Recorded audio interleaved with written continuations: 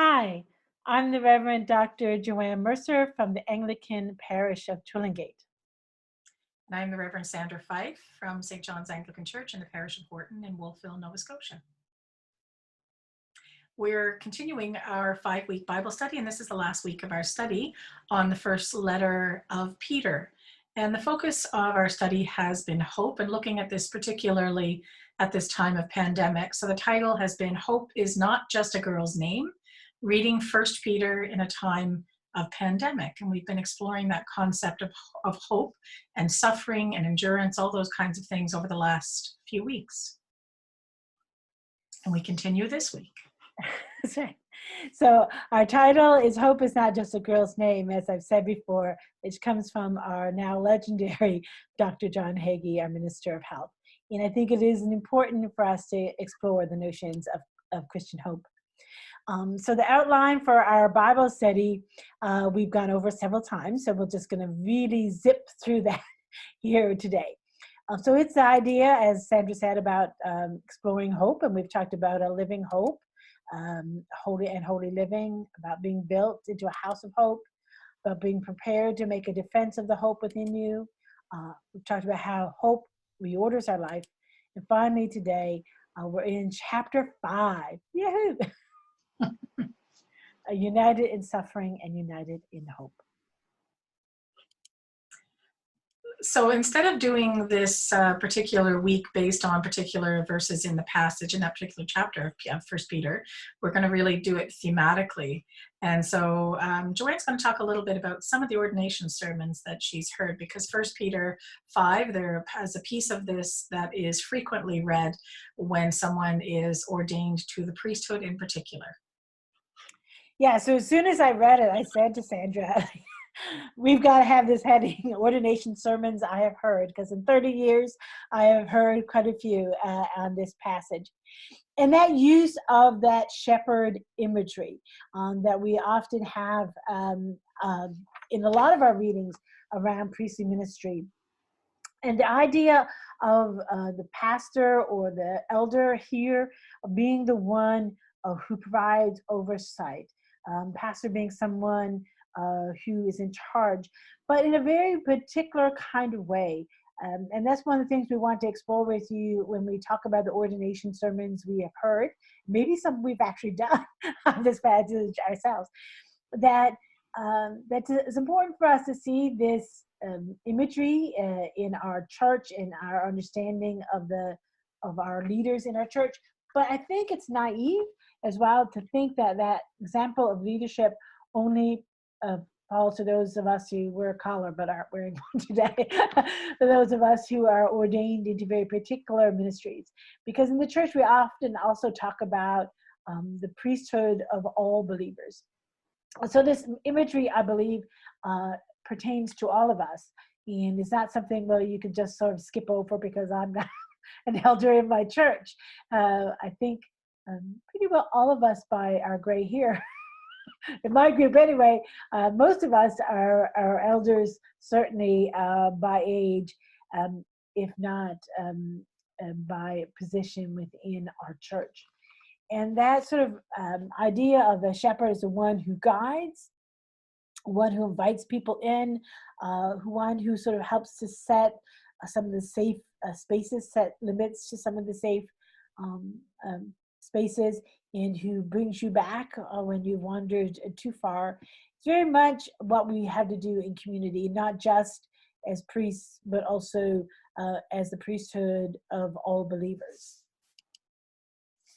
So while I was training for ministry and doing my degree at Queen's College, I did a wonderful, I thought it was a fun paper anyway. I don't know if it was wonderful, but it was fun, on leadership in the church. And I focused it on a movie that I had watched. This is a favorite for both Joanne and I, called Babe. And I don't know if you know about Babe. It's a story of a pig who is raised by sheep. And he doesn't really know that he's not a sheep. So he acts kind of like a sheep in some ways. He talks to the sheep. He befriends the sheep. He's good friends with them. They like him. He likes them. They get along very well. But then when it's understood that he actually has an ability to get the pigs to listen to him, he starts to realize that he could be a sheep pig. But then he realizes that to do that, he's going to maybe learn something from the sheepdogs that are around, who often corral the sheep and get them to do things. And these are sheep that go off into tournaments and win prizes for doing the kinds of things that they do in formation.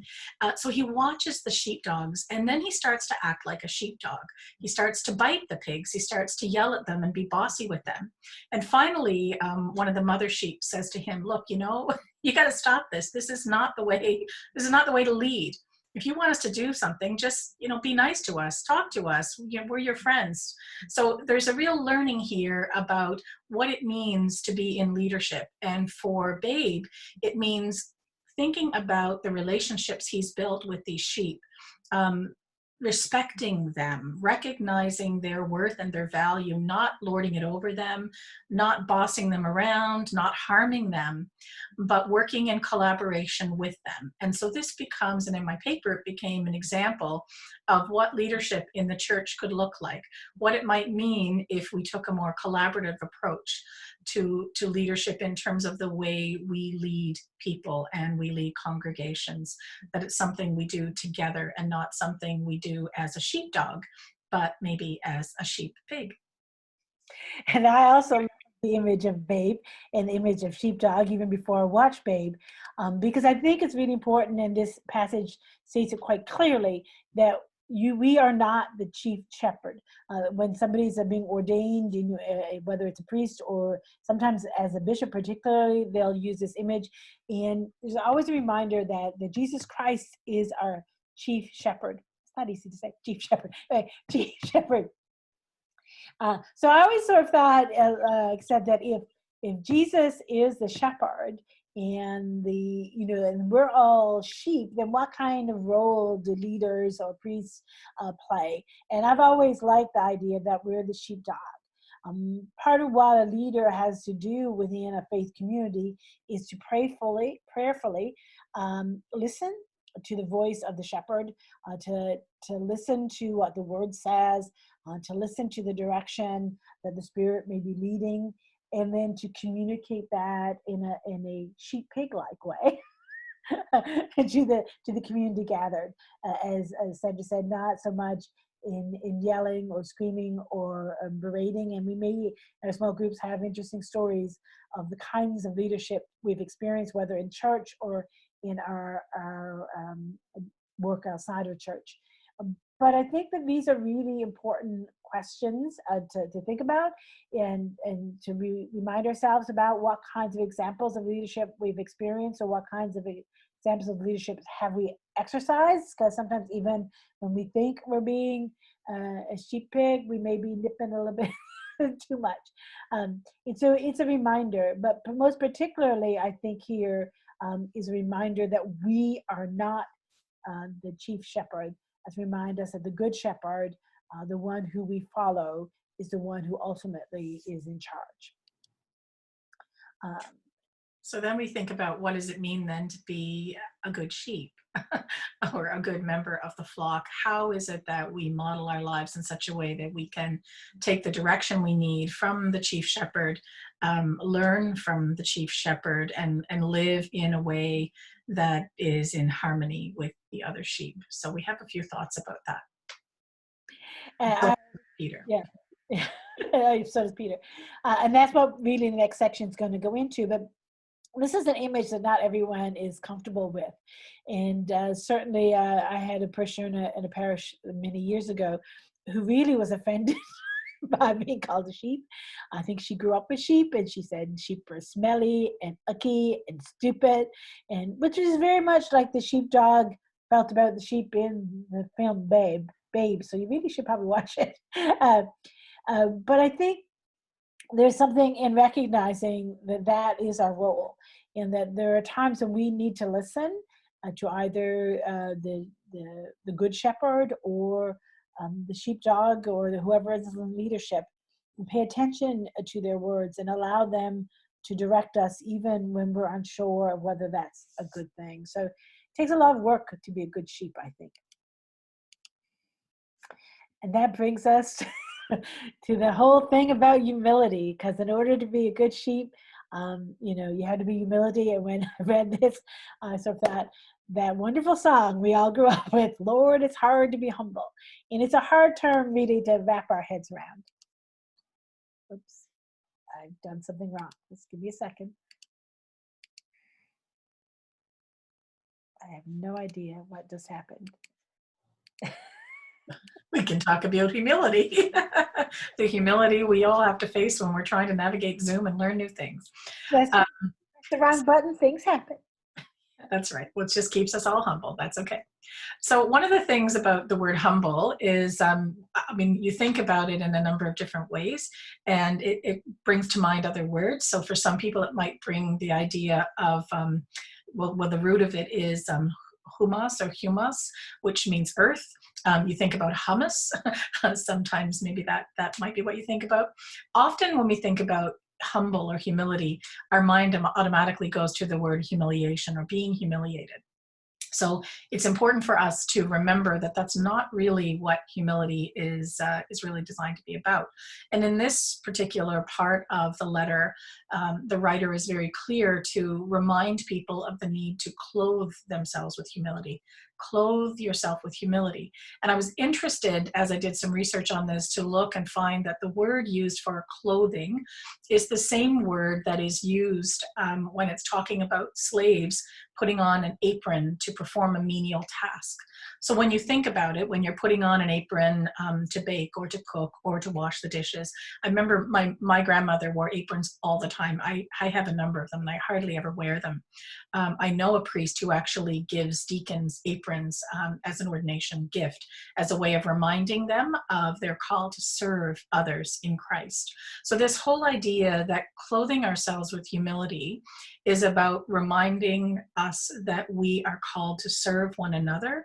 And so we do that not because we are less than they are, but because God has gifted us in different ways to enable us to serve and to care for one another. So the idea that is being explored here, and we'll talk a little bit more about this in the next few slides, this idea that we're reminding ourselves of our connection with Christ and his servant ministry. And so it's not something we need to be ashamed of. It's not something we need to be concerned about. Not something that debases us in any way, but is a way that we participate in his ministry of servanthood to one another and to the world. So put on your apron. I volunteered to put on all my aprons because I've got quite a few, but apparently not. So I think, as Sandra said, this should tie us in to other things that Peter was writing in this epistle, because we're into the last chapter now when he's bringing these points together.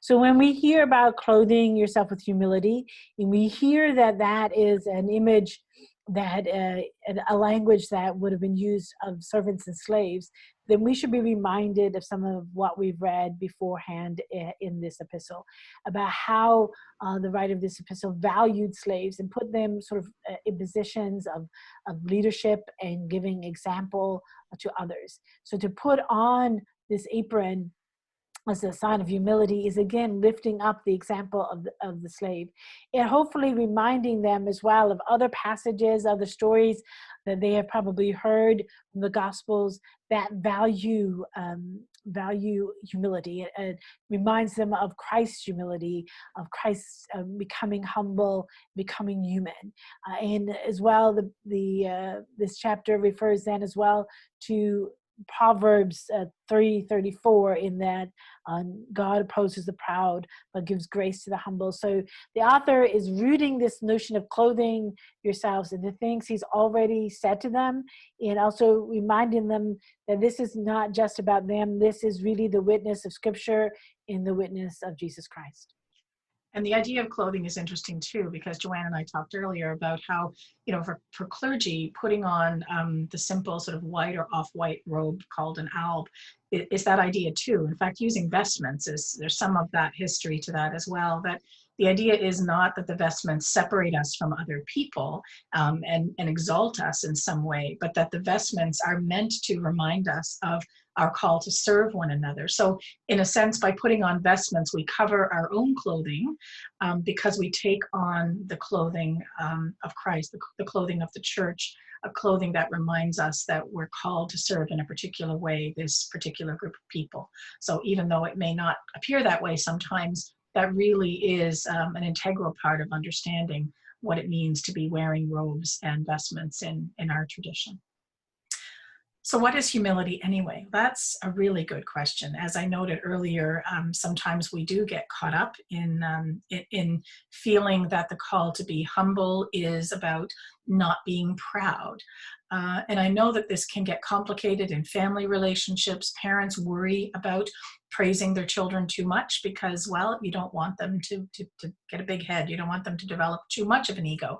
But we kind of know that the other is also true, that if we don't praise people for what they're good at, if we don't recognize our own gifts and recognize what we're good at, then we don't really have a healthy ego.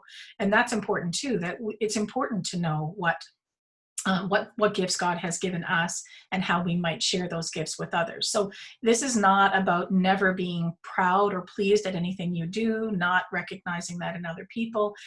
It's not self-degradation. This is not about us being brought low in the sense of being humiliated. This is really about being grounded in who we are and who God has made us to be and the gifts that God has given us so that we can use those gifts for the good of others and the good of the world that God loves. So it's really about self-awareness, of being aware of who you are and aware of who the people around you are in it. So it's in many ways rooted in relationship. And we sort of see that in this chapter, that this humility is what enables a community to function. It enables people to have different roles within a community and to do different things. So being self-aware of knowing and embracing the gifts that God has given you is, I think, an important part of humility, of recognizing that they are given by God and that you are meant to use them, but not to an extreme. I have to tell this funny story. I was telling Sandra when we were preparing of going to this weekend event where the person who was leading the weekend spent the whole weekend talking about how humble they were and that they had all these amazing gifts, but they weren't really theirs because God really gave them to them to use in the building of God's kingdom. But they really had a lot of them, but they were really humble about it because they were from God. And the more they talked about being humble, the less humble they sounded all of the time. It's interesting. It reminded me of a quote. Humility is that quality that just when you think you have achieved it, you haven't. Think about that. Yeah. I think he needed to read that passage, that quote. Did so it is really important to see that it's rooted in relationship. And this comes to our final theme of what we want. This program is keeping me humble today.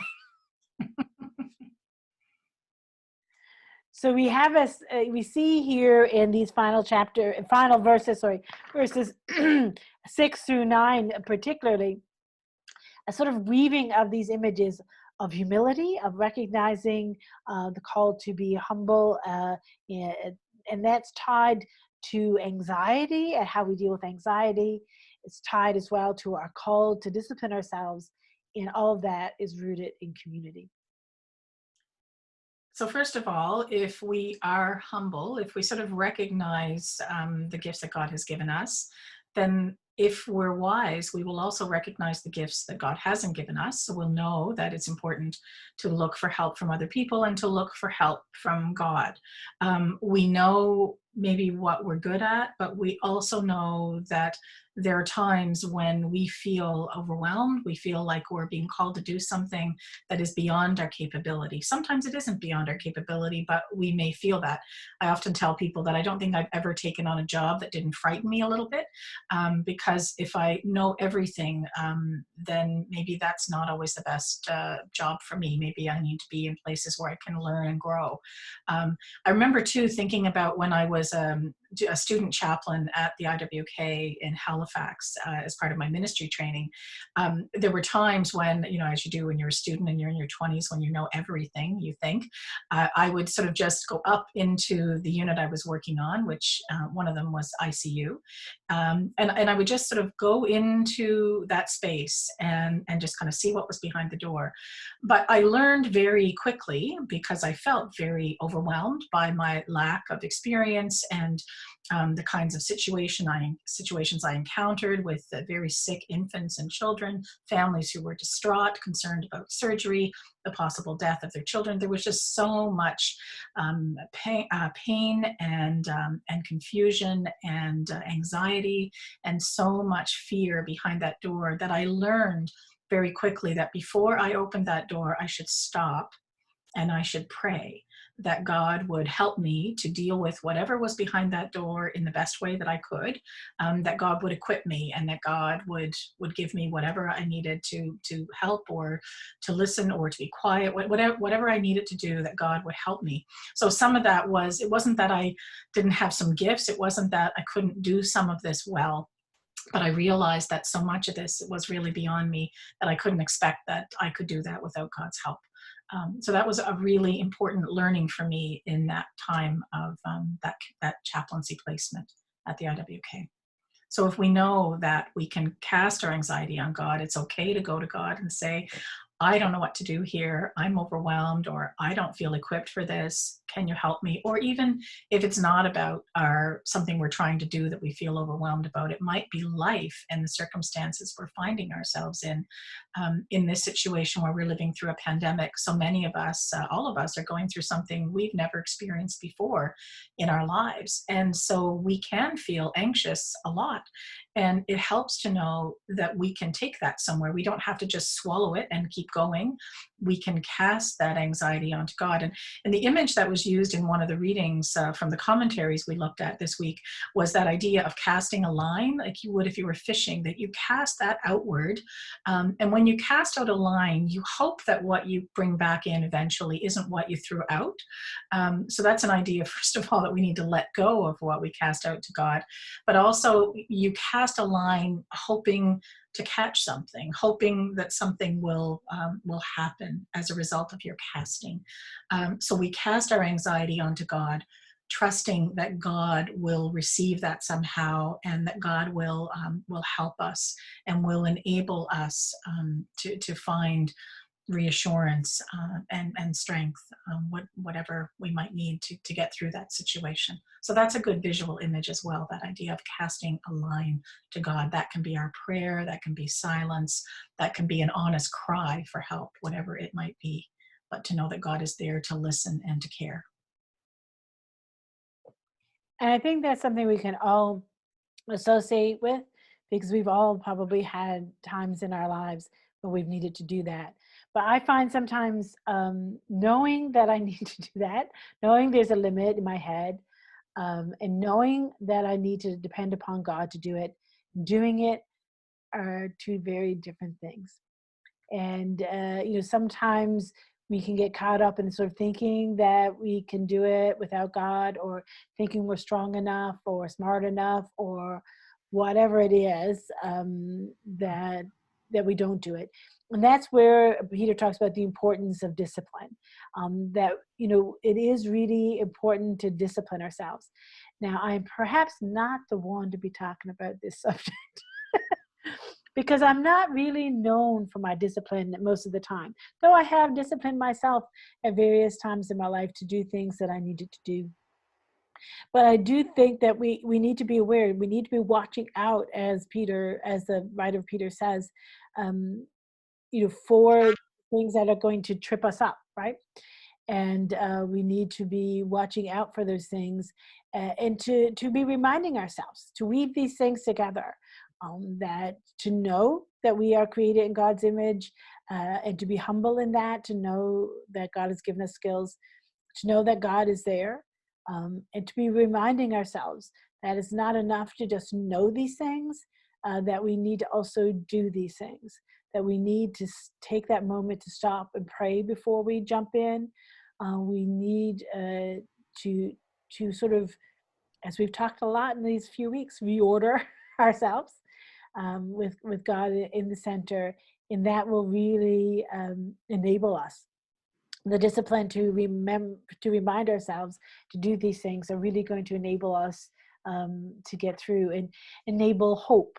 One of the things is funny, it's not really funny, I guess is the way God works.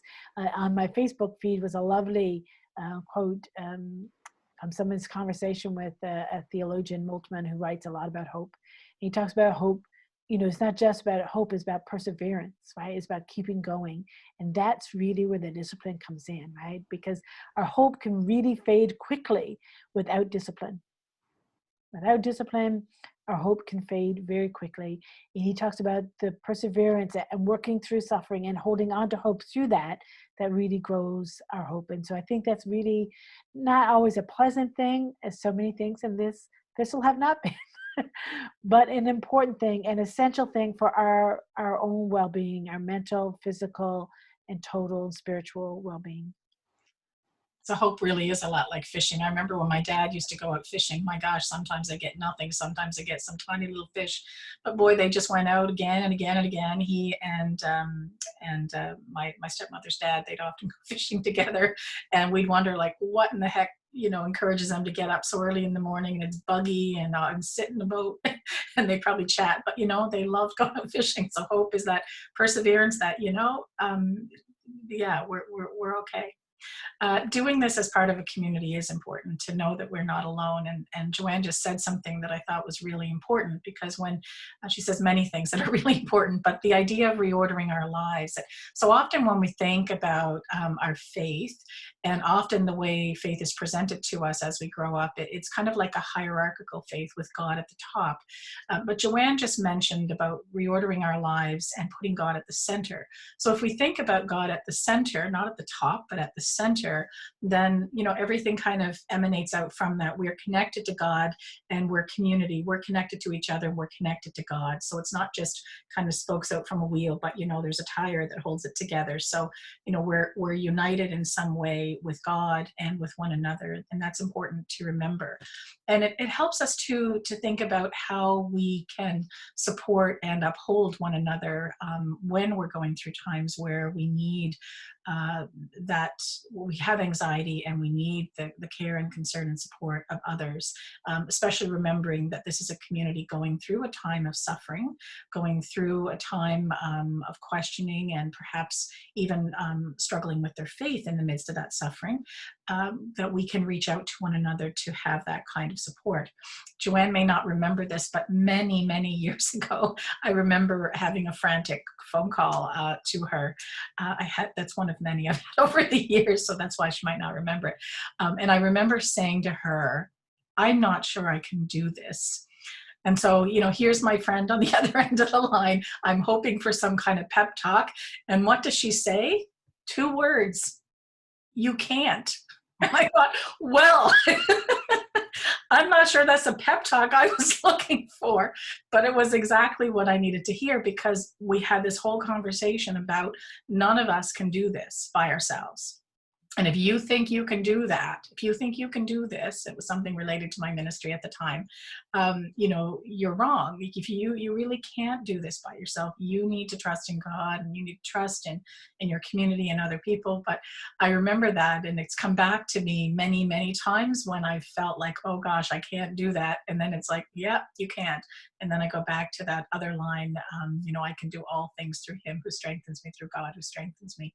That idea that we only do what we do in God's strength. And we talked about that last week, about how God's strength is what enables us to continue. But we do this as part of a community, and I can't help but think how important it would have been for Peter's community to have received this letter and to be reminded that they individually, or they as part of one kind of family unit or household, were not the only ones who were struggling and suffering, but many people were as well. And there is something about knowing that you're not alone in your suffering. You don't want other people to suffer, but there's something about how we talked about before, that ability to come alongside others when we know that we share something, and even when we share in suffering, to be able to offer that to one another and support one another through it is a really important thing. So trusting in our community to help us with that is something that we can all try to do. And that does take discipline as well, because it's awfully hard to admit that you need help, to God maybe, but really to one another, perhaps even more so. And I think, during this time of pandemic, it's very easy for people to feel alone. And we've been talking about being alone together and praying separately together. And I think that is, there's a mystical element to being a part of the body of Christ. That even when we are separate, we are still one, and we are never, ever alone. And I think particularly in times of difficulty and times of suffering and struggling, to remember that your brothers and sisters in all the world, he says, are undergoing the same kinds of things. And we know that. I mean, when we watch the news, we know that. And we don't have answers. They don't have answers either. People have lost loved ones, and they've lost loved ones. And I think this is a very uniting kind of event, as horrific as it is for all of us as we walk through it. If we can learn from this that we are not alone, if we can be reminded of that, and to live into that, maybe we'll come out the other end a bit more closely connected to one another, and realize that we can do Bible study from 2 different provinces at the same time. Who knew? Because we're not alone. Which brings us to really the final a few sentences of this epistle. Yeah, where we talk about encouragement. I mean, this letter was written as a letter of encouragement. It was meant to remind people of the suffering they share. It was meant to remind them of the suffering that Christ endured, how they are like Christ, how Christ is like them. There's so much here that really is about being encouraged, that the suffering they're experiencing is not suffering that comes from God, but suffering that God will help them to endure in some way. So we wondered if we might spend some time in our groups this week talking about how this epistle has been encouraging to you, to each of us. Neither Joanne and I think would say that this is something we would have wanted to study. There are many places in First Peter that kind of put my teeth on edge. It's not an epistle I would have thought would have been a great one to study in some ways, because I haven't liked it always, but because it was happening in the Easter season, it had 5 chapters. It seemed like, maybe this would be something good to learn more about. Maybe we need to understand it a bit better. And in many ways, it has been an encouragement to me. It always encourages me to remember the context of the things I read in the Bible, how some things that people are experiencing are not unlike the things I'm experiencing or my community is experiencing, how some things are very different. And so I can think about just the way society has grown and changed, and yet also some of the things that just seem to go on forever that are endless struggles. So there's encouragement in the sense of that change, but there's also the encouragement to continue to work towards the good of society, to create a world more like God intends it to be. So that whole idea of take heart, the encourage, like is a real reminder to me of the need for us in this time to take heart, that God is with us and we are together, and there's so much more we can learn when we come together to study and to worship and pray together. And I think I refer back to the quote I mentioned earlier that I read on my Facebook feed this morning about, hope being strengthened as you persevere. So we persevered through these 5 chapters. And some of them have been a challenge, but it has been encouraging to me that if I look hard enough and deep enough, that I will see that I'm, as we just said, not alone. As so much of Scripture reminds us, we are not the first ones to go through this. We are not the first people to ask these questions.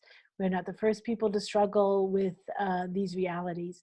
And so it not only reminds us that we are not alone in terms of all of us who gather and watch this video, or who gather in our small groups after this video, but we are not alone in the whole witness of Scripture. Just as the writer of this epistle reminds his readers of the other stories and other places and other times that folks have struggled and suffered, and how they have endured.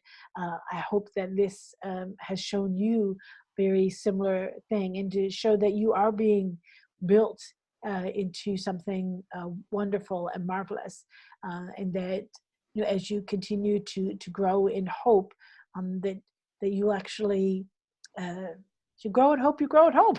Funny that as you endure hope and you push yourself in hope, you know, it sort of becomes more of your natural discipline and your daily. So that's been encouraging. But the most encouraging thing about this has not actually been the content of the study that myself and Sandra have done in preparation, but actually doing it. What has been encouraging is to meet for us weekly over Zoom a couple times to organize this, and then to meet in our small groups with you, to recognize that there are boundaries that we can cross, that God is working in amazing ways in this difficult time, that we can uphold one another. I mean, I think it reinforces the truth that is certainly central to this epistle, that we are a community, and God speaks to us, you know, in community, even when we feel we're separated, and that God upholds us, and God's able to show us new ways to be community, just like God was able to show the people that Peter was writing to new ways to. I mean, you imagine he was writing to women and slaves and property owners all at the same time. I mean, like, it's kind of, we think we're breaking boundaries by meeting on the internet. Huh, we got nothing on Peter. But I think that's what's been the most encouraging thing to me. I think too, I've been really encouraged because after every session, or almost every session, somebody in one of our groups has mentioned something during the time or after that they've wanted to share with the group or share with me. And so we've shared a number of things, and many of these were, oh, well, that reminded me of something. And these have all been really hopeful, encouraging things. So it's like, it's the Bible study that just keeps going on because things are going through our minds, and we're finding hope and encouragement, and somehow I think God's Spirit is in the midst of that, helping us to see those little glints of encouragement and hope along the way. So I've been really encouraged by the breadth of the groups that are meeting, and just because someone always brings something I've never heard before, I've never thought before. So it really is an exercise in collective learning and shared learning. And I always enjoy Bible study where we're all learning together. And yes, maybe we've done some preparation in a different way than the other participants, but you know, you have looked at this, you've read the passages, you've watched the videos, and you've thought about this and prayed about this, and what you bring to the groups has really strengthened the whole study. So I really thank all of you for being part of this, and for what you've taught me and what we've all learned from one another. That's been an encouragement. It has. And also thank you to the many folks who must have viewed this and not joined a small group, because we get a lot more views than we have in our two small groups. And we hope that even just, and I know I have some family and friends who have been listening. So I hope this has been encouraging to you as well. And has shown you new ways of being community, has given you hope in the midst of this very difficult time. It is our hope, no pun intended, to continue in some way to offer some kinds of reflections in this time. We're still sort of figuring that out, and maybe in our small groups this week, we will be able to talk about some things that have been helpful to you. And if you have some advice to us going forward, then we would certainly listen to that. We will be good sheep pigs. We will be good sheep. We'll try. Sheep pigs. We have to listen to the sheep. Pigs. We're all sheep, but you know. So anyhow, my small group is meeting on Wednesdays, 1 p.m. on Zoom and 3 p.m. on our Facebook Messenger video chat. And my group meets on Tuesday evenings at 7 over Zoom and on Thursday mornings at 11 a.m. over Zoom. Two separate groups, but sometimes some overlap. But anyway, interesting and sometimes very different, sometimes similar. But glad to be able to meet again this week. So we will see you then, and thank you so much for spending these 5 weeks with us. Bye. Bye for now.